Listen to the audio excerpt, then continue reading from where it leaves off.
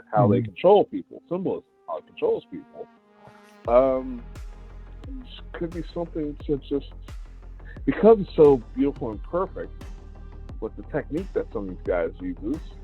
Um, yeah, you kind of have to question, hey, where did this come from? Um, so I mean, it's I don't want to say it's not possible. All I'm saying is I don't have a belief one way or another, but it just could be. It could be aliens. It could be the government. It could be hell. It could be leprechauns for all I know. But it's happening, right?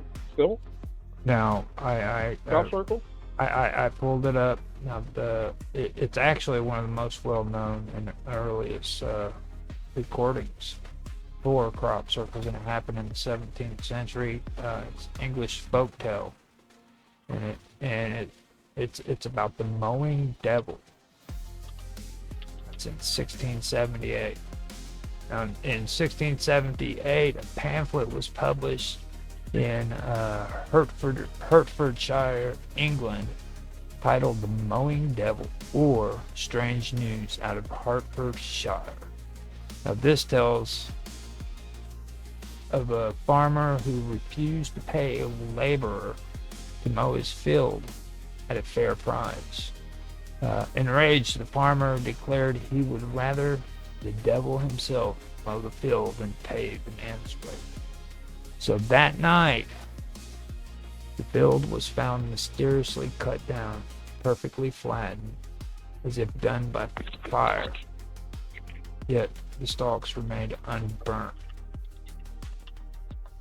So that right there is what I was talking about when it comes to the folklore that goes back, and this goes all the way back to the 1600s. I don't know. 17th century, we're talking about post medieval, and we're talking about Britain going through a really sort of dramatic time at the time. We had the Civil War, we had the fire of London. It was a really dramatic time. There was the entire sort of Protestant, the Anglo Catholic sort of arguments at the time. You could put the death sort of theory down to sort of cultural sort of ideas of religion and lack of education as far as populace was concerned. Well, I mean, later traditions in England, especially in areas like Wiltshire, they would include like tales of fairies, night specters, or elemental spirits, and these were supposed to dance in circles and flatten grain. They trampled crops during moonlit festivals. They left signs of punishment or warning on the land tied to basically moral failures from the people who owned the land. You know what I mean? So you like. It had a lot to do with myth and everything, but it was mentioned, and it's like it seems like it's occurred over and over again. This isn't just something that has happened because now all of a sudden we found out, mysteriously in the 1970s that there's crop circles. Apparently it's been happening, but it didn't get recognition until the 1970s. You know what I mean? That's the way I'm seeing it. Because, especially when it comes to the fairies and the circles. Folklore in a relatively small country like Britain would be told beyond the county or the area, and yeah, we'll just expand, and that's how you sort of myths are created. That's not. Especially when it comes to England too, No. because it's like they really did really did believe in well, first of all, they believed that land was sacred, and it was also spirit inhabited, and if you did wrong, that could that these malevolent spirits could punish you, you know what I mean, for doing something wrong or being immoral. And hence why we became hence the creation of the Anglican Church, to remove some of these A, Catholic, and B, pagan sort of concepts, theories. Well, I think Beliefs. that's an atrocity. That's something that they need to really. Well, see, this is kind of like desecration of sacred objects. It's like if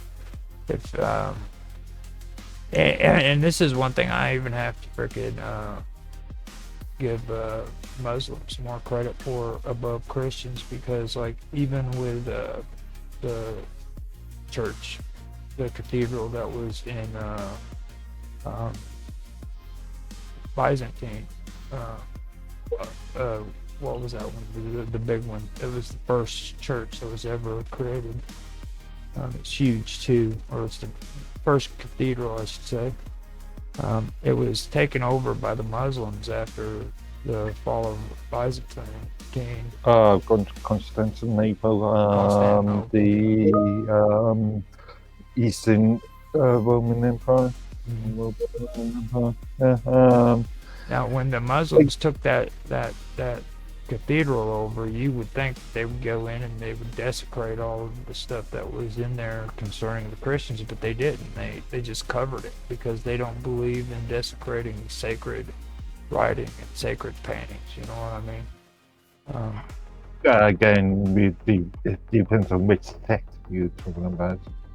When you're talking about Islam, remember Islam is it's got several different sects in it. Well, I mean, with getting back to this though, like fairy rings and elf circles, okay? You know, you know how long that's been in England. I mean, and what that basically is perfectly circular patches in forests and fields, you know. When you were at school, or even if you do any sort of arts and maths these days, you've used a compass in your time, haven't you? A 2-pronged drawn implement. You're talking about circles, right? Yeah. Well, you need to understand something about fairy rings, though. They're tied to curses or banished time. Banished time. See what I mean? There's a parallel there, man. Yeah. I mean, I've read some of the stories about these fairy circles, man, where people were supposed to have disappeared and time went by so fast that the ones who did come back from the fairy circle actually died shortly after because their body couldn't handle the time shift.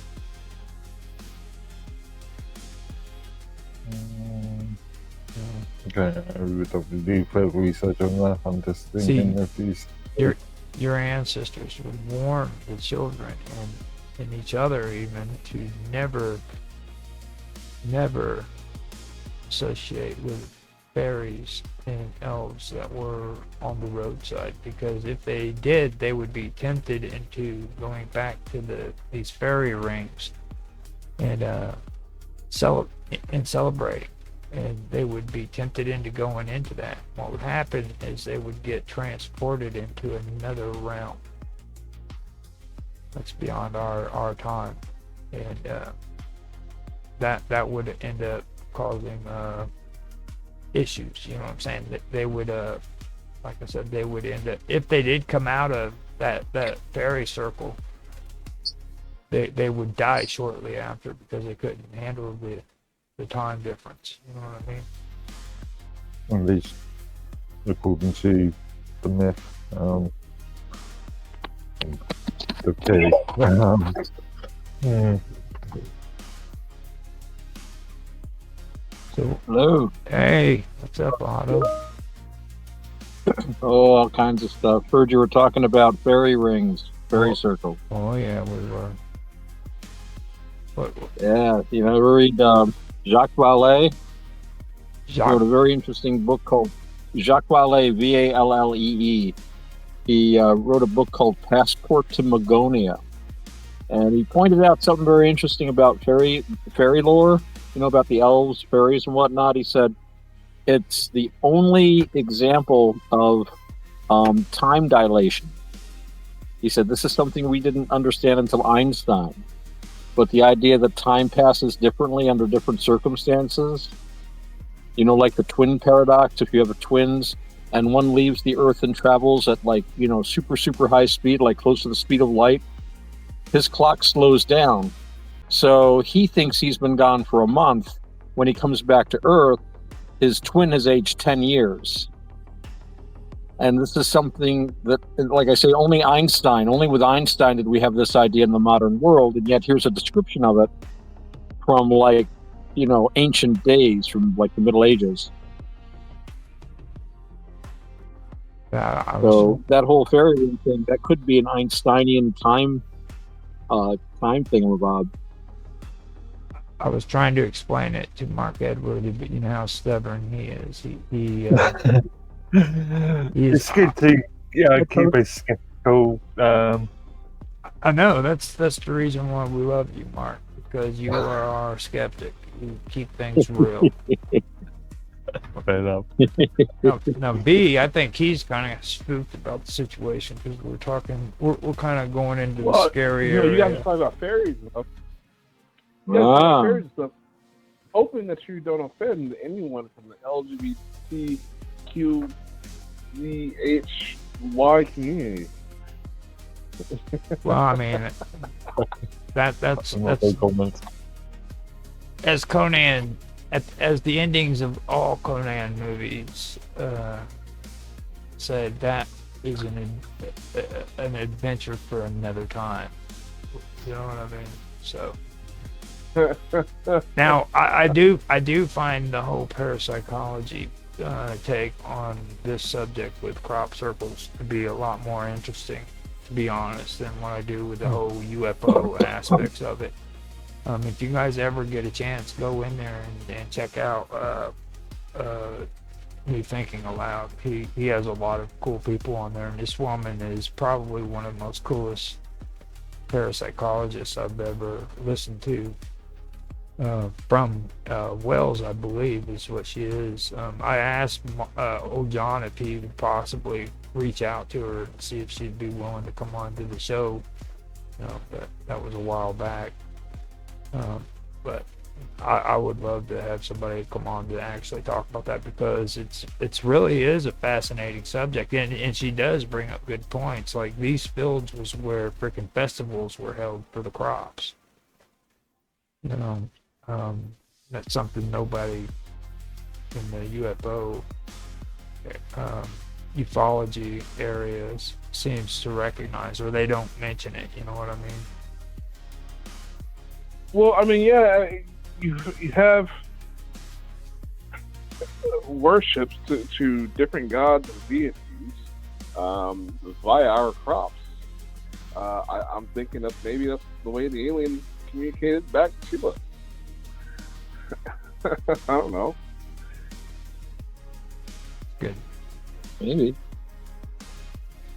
So you guys done with this topic? Because I mean, I love